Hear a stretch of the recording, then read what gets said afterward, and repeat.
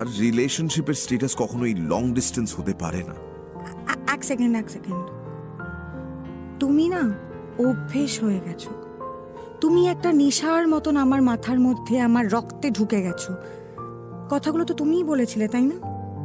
এখন তুমি যে আমার অভ্যেস হয়ে গেছো, সেটা কি করে বদলাবো আমি, অনিন্দ?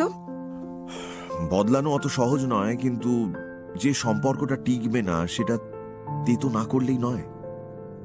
সবকিছু ভালো থাকতে থাকতেই শেষ হওয়াটা বেটার। শেষ কখনোই ভালো হয় না।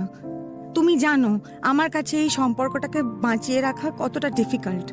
একে আমি মুসলিম, তার উপর তোমার চেয়ে বয়সে বড়। আব্বা মা কেউ মেনে নেবে না।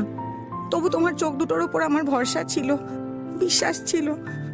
ভেবেছিলাম একসঙ্গে হাঁটতে হাঁটতে হোঁচট খাবো, পড়ে যাব, রাস্তা হারিয়ে দুজন দুজনকে গালাগালি করব, দোষ দেব, কিন্তু ডেস্টিনেশন চেঞ্জ করব না। মেহের, আমাকে ভুল বুঝো না প্লিজ। আমি তোমাকে বুঝতেই পারছি না। ভুল ঠিক তো অনেক পরের কথা। ইনফ্যাক্ট আমি নিজেকেও ঠিক করে বুঝতে পারছি না। হঠাৎ মনে হচ্ছে এক্সাম হলে বসে আছি আর গোটা পেপারটাই হানসিন।